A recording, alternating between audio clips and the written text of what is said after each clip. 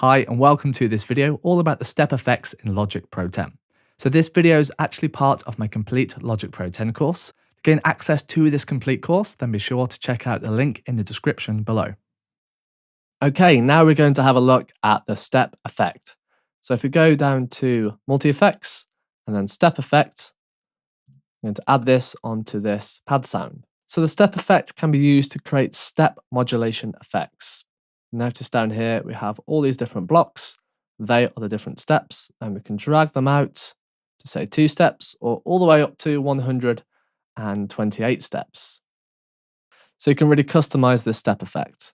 So I'm just going to choose 16, and we can actually turn on or off step effects here.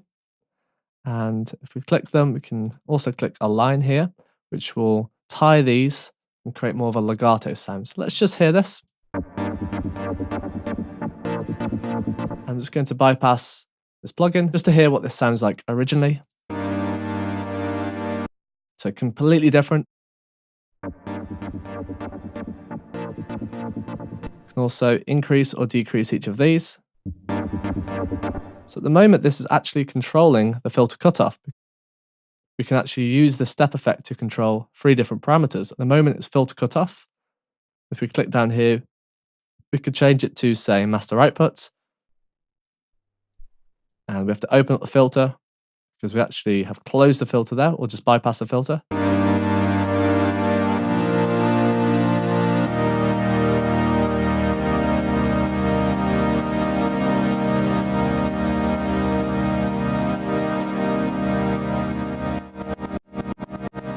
And here, you'll notice it's not really doing much. We will have to change the depth to negative values, and you'll notice this blue line will appear, and then this white dot is where the steps are. So we can turn these down.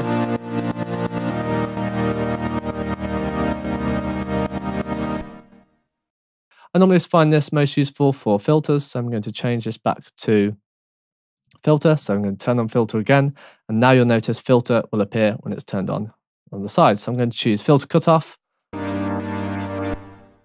And we can go through and we can customize these steps. We can actually select LFO, so different wave types, so sine wave. So this will recreate a sine wave. If you know what a sine wave looks like, it's this pattern here. And we can change this to, say, triangle wave. So this recreates a triangle wave, which can be quite interesting as well. We also have factory defaults, so we could have alternate.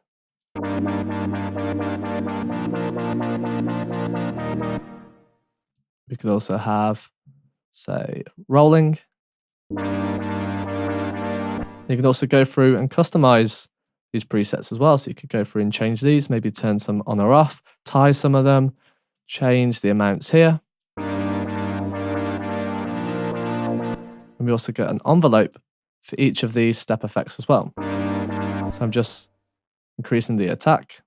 So I have a fast attack here, a slower attack.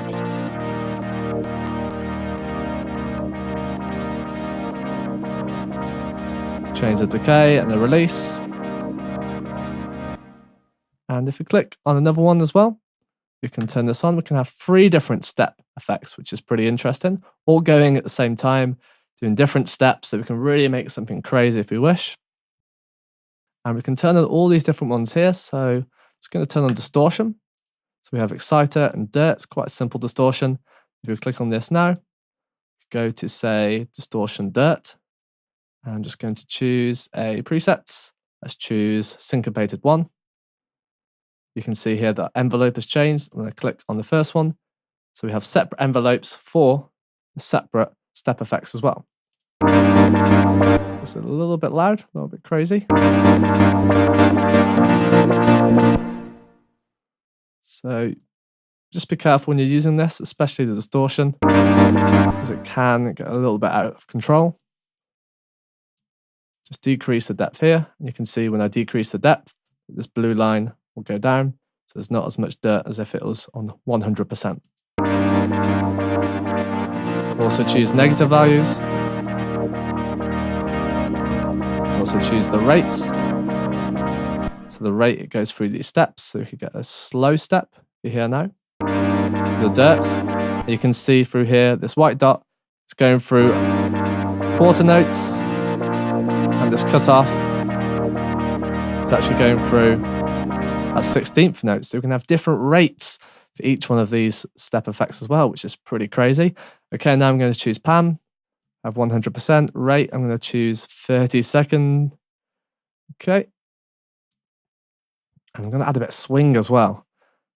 So if you have speakers set up, or if you're wearing headphones, you should be able to hear this panning from the left and to the right. Customize this as well. If you want to make it a little bit more crazy, we can do that.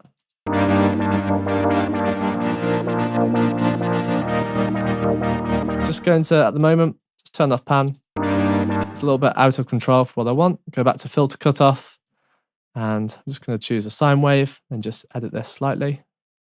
There we go, like so.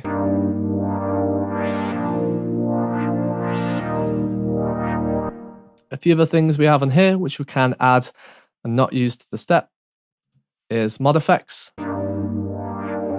So here we can create kind of a chorus or even a flanger effect. If we speed it up, speed up the rate, we can create more of a flanger. Add some feedback, feed it back in. Choose the mix. So 0, obviously, there is no mod effect. If you have 100%, there's the mod effect. Just add a small amount. Okay, we can also set up a X and Y pad. So we can have the X as, say, a reverb mix. You can see when I move this little circle in the XY pad, it's actually matching up to this circle here on the reverb mix. Also getting some resonance, some filter resonance, because the Y pad is set up to a filter resonance. So this can be quite useful for automation. You can use live automation as well. We'll automate this in the arrangement. And we can add another parameter below for the XY pad. We also have a delay. We also have a filter for the delay, low pass, band pass, high pass, low pass, and low cut. And we can increase the mix. Add a filter here. We can add some feedback. We have a separate time for the delay for the left and the right channel.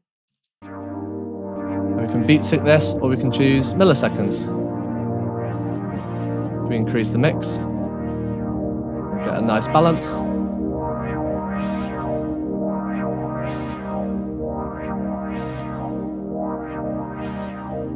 We can turn on or off these separate effects here, the X and Y pad, the mod effects, distortion,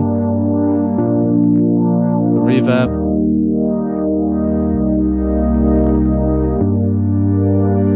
We can also mix the effect with the dry signal with this mix here. So if it's on 0, we're just getting the dry signal. So on 100%, we're getting the wet signal. And we can adjust the outputs and also the input. So we get a nice mix, say maybe here. I find this quite useful for synthesizers, for bass sounds, anything really where you want some step effects or step modulation. Just for example's sake, I'm going to drag this over to a drum bus so we can hear the drums with this effect as well, just for a bit of fun. Let's hear what this sounds like as well.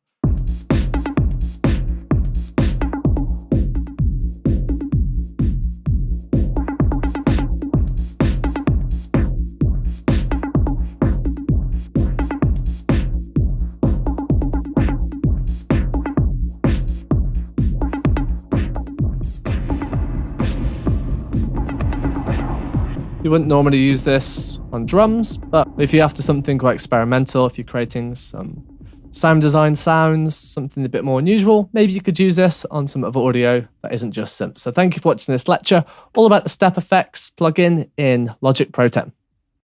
So this video is actually part of my complete Logic Pro 10 course. To gain access to this full complete course, then be sure to check out the link in the description below.